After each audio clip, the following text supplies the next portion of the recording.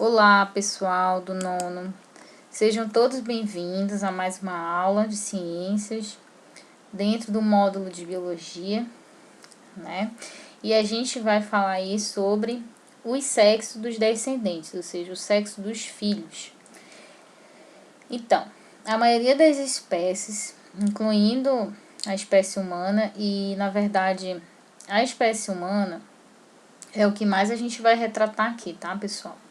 Então, eu vou utilizar como base a espécie humana. Então, no caso da espécie humana, existe os cromossomos sexuais. E vocês vão conhecer outros exemplos de cromossomos sexuais em outros seres vivos que eu vou explicar mais para o final. Então, os cromossomos sexuais, eles são responsáveis por determinar o sexo do indivíduo, tá? Ou seja, se vai ser do sexo masculino ou do sexo feminino. Os cromossomos sexuais, eles também podem ser chamados de heterocromossomos, como está escrito aí no texto. Então, prestem bastante atenção no que eu vou falar a respeito dessa figura. Bom, eu estou exemplificando nessa figura os cromossomos cor-de-rosa como se fossem os cromossomos doados pela mãe. Os cromossomos em azul são cromossomos doados pelo pai.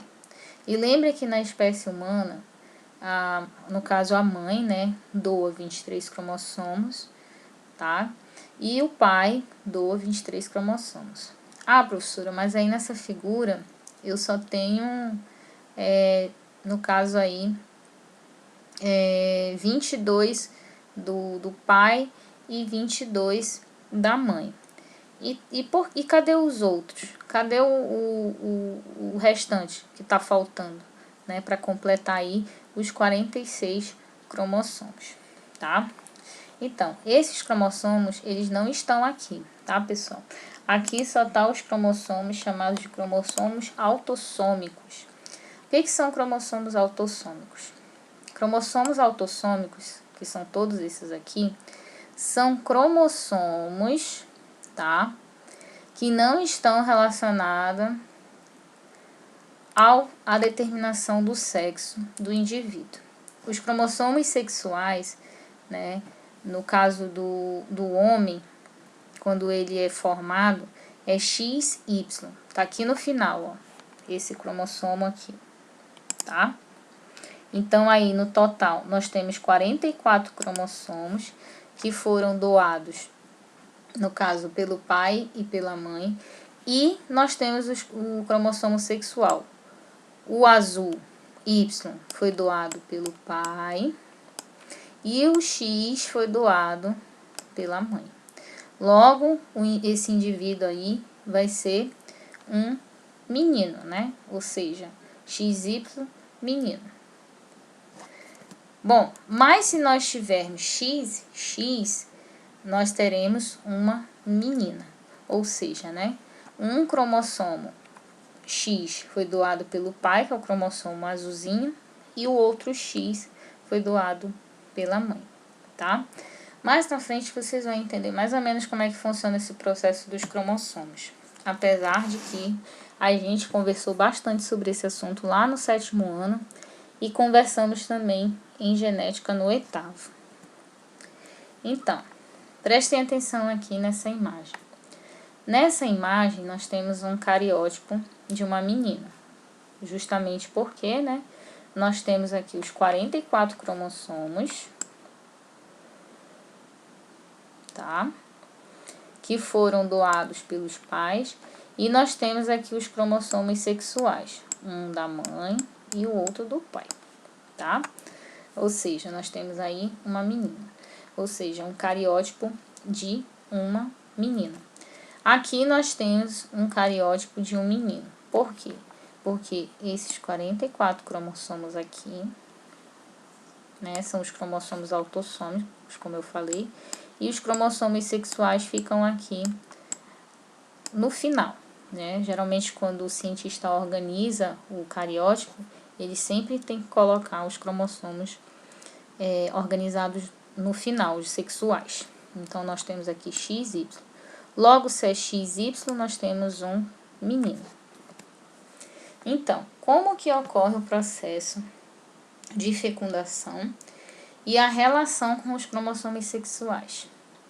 Vocês têm que entender que as fêmeas, né, ou no caso as mulheres humanas, tá? Na parte humana, você tem que entender o seguinte, que as mulheres ou fêmeas são homogaméticas. O que significa essa palavra homogamética? Gente, não se preocupem que eu vou explicar cada termo que vai ocorrer aqui e vocês não precisam se assustar com essas palavras. Então, homogamético, o que significa? Primeiro, homo significa igual, tá? E gamético vem de gameta, tá? Então, homo significa que, no caso, fêmeas, tá? Vão produzir somente cromossomos sexuais iguais, tá? XX. Os machos e os homens, no caso na espécie humana, são heterogaméticos. O que significa essa palavra heterogamético? Hétero vem de diferente e gamético vocês sabem que é gameta. E hétero significa que os machos vão produzir gametas diferentes, ou seja, X e Y. É por isso que existe esse nome. É só você associar com isso. Então, prestem atenção aqui no desenho abaixo. Nós temos aí um espermatozoide representado em preto e um óvulo representado aí em rosinha. E o que acontece nesse sentido aqui?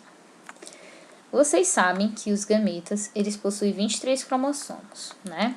Os 22 autossômicos no espermatozoide, mais o cromossomo sexual Y, tá?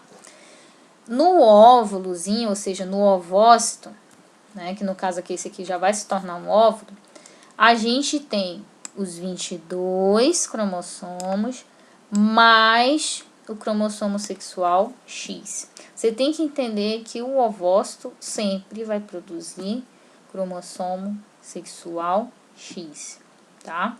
E o espermatozoide vai produzir o Y e o X. Só que aqui nesse caso esse espermatozoide está carregando um cromossomo sexual Y, tá? Ambos gametas, no caso aí o óvulozinho, né, o futuro óvulo, e o espermatozoide, eles têm 23 cromossomos, que foi o que a gente aprendeu lá no processo de espermatogênese e de gametogênese. Então, espermatogênese e ovulogênese, desculpa. Então, pessoal, olha só. Logo, né, o óvulo recebe aí os 22 cromossomos do espermatozoide mais o cromossomo sexual. Logo, esse zigoto aí, esse futuro bebezinho, ele vai ser do sexo masculino ou do sexo feminino? Vai ser do sexo feminino. Por quê? Porque os cromossomos sexuais para determinar o seu sexo é X, Y. E os outros 44 cromossomos, né, são os cromossomos que não tem nada a ver com suas características sexuais. Aqui nós temos um outro exemplo, que é, né, de um espermatozoide que já carrega um cromossomo sexual X e mais os 22 cromossomos autossômicos. O óvulo, né, o futuro óvulo, que é o ovócito, sempre vai ter os 22 e mais esse X. O ovócito não produz, tá? O futuro óvulozinho não produz cromossomo sexual Y, sempre vai ser X. E aí, o que acontece, tá? Logo, quando esse, né, ovócito ou óvulo for fecundado, o que vai acontecer? Nós teremos aí uma menina. Por que uma menina? Porque X e X, que são os cromossomos sexuais, né, vai gerar características femininas. E esses outros 44 aqui serão os cromossomos autossômicos, que foi aqueles cromossomos que eu expliquei lá no início dessa aula. Então, agora o negócio vai ficar um pouquinho mais complicado, porque isso aqui faz parte da genética, gente. Isso aqui não tem pra onde correr. Agora nós vamos falar do processo de reprodução dos gafanhotos. No processo de reprodução dos gafanhotos é totalmente diferente do processo de reprodução humana, tá? A organização cromossômica desses animaizinhos é outra coisa, é outra realidade. Então, isso aqui é questão de estudo. Então, por exemplo, aqui, nós temos um gafanhoto aqui macho, nessa figurinha, e nós temos aqui o gafanhoto fêmea. A gente não chama de gafanhota, tá? É gafanhoto macho e gafanhoto fêmea, tá? Então, o que acontece aqui? O gafanhoto macho, nas suas células em geral, ele possui 22 cromossomos, mais o cromossomo sexual, no seu corpo inteiro, tá? A gente possui 46, não esqueçam disso, eles possuem 23, tá? Então, o que acontece aqui, pessoal? Outra coisa que eu esqueci de especificar. O gafanhoto macho possui 23. A fêmea possui 24 cromossomos. Olha a diferença. Professora, então, pelo amor de Deus, explica como é que vai se formar esses gametas. Primeira coisa que você tem que entender. O macho, ele não produz cromossomo Y. Por isso que a gente representa, no caso, os cromossomos do macho com um X0. O X0 indica a falta de um cromossomo sexual no macho. Aí aqui é como se tivesse um zerinho bem aqui. Vou até desenhar uma bolinha aqui para vocês entenderem que aqui tem um zero, ou seja, não tem nada. Então, vamos lá, prestem atenção no que eu vou explicar. Então, logo esse macho vai produzir os espermatozoides. 11 vai ser metade, não esqueçam. 11 é metade de, aí no caso de 22, mais o cromossomo sexual. E ele vai produzir, né, outros espermatozoides somente com 11, tá? Porque lembra que esse aqui é 0? Não esqueçam que bem aqui é 0, ou seja, falta de cromossomo sexual. Então, vai ter espermatozoide que vai ter cromossomo X e vai ter espermatozoide que não vai ter cromossomo X, só vai ter cromossomo autossômico, tá? E as fêmeas, o que acontece com as fêmeas? As fêmeas, elas vão produzir, aí no caso, os 11 cromossomos, igual como nos espermatozoides dos machos, mais o cromossomo sexual X. E vai produzir somente isso, tá? Ela não vai produzir um 11 e mais o que falta. Só vai ser 11 mais X. Por quê? Porque ela tem dois cromossomos sexuais. Então, o óvulo dela só vai produzir 11 mais X. Tá. E agora, professora, como é que vai formar um macho com esse cromossomo aí que não existe? E tá me confundindo a minha cabeça. Então, vamos lá. Aqui nós temos o processo de fecundação do espermatozoide do macho com o óvulo aqui da fêmea, né? Mas no caso, esse óvulo aqui é 11 mais X.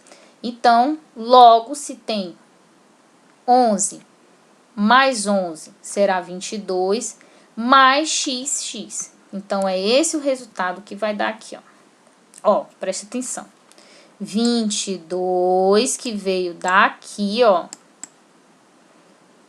Ok. Veio daqui e daqui. E o XX que sobrou vai vir pra cá, ó. E aí, no caso aí, né, eles terão uma fêmea. Esse zigoto que se formou em 22 mais X vai ser fêmea, tá? Tá, e aí o que acontece com o outro lá que não tem o cromossomo sexual? Aí nós vamos pra cá agora. Olha só o que vai acontecer. nós vamos ter 11 mais 11, tá? Então, vai ficar 22 mais x. Logo, 22 mais x vai gerar um zigoto, no caso do sexo aí, masculino, ou seja, masculino não, desculpa, ou seja, um gafanhotinho futuro que vai ser macho. Então, gente, é mais ou menos isso que acontece. É complicado? É complicado, mas isso aqui é questão de estudo, é questão de praticar o tempo inteiro.